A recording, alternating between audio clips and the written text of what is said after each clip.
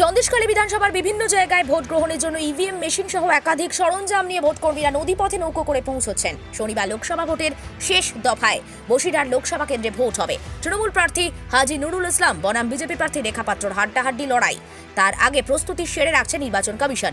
ভোটের আগের দিন প্রাকৃতিক দুর্যোগকে মাথায় নিয়েই ইভিএম সহ অন্যান্য সরঞ্জাম নিয়ে ভোটকর্মীরা সন্দেশখালী বিধানসভার বিভিন্ন প্রান্তে নদীপথে রওনা দিলেন।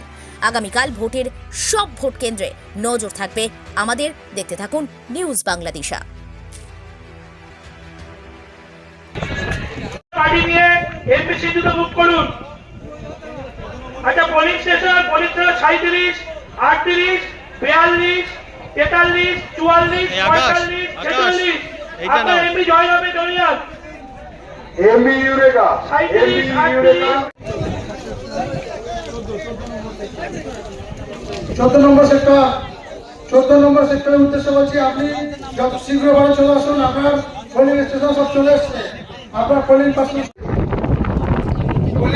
114, প্রিয়াস 114, তাড়াতাড়ি চলে আসবেন।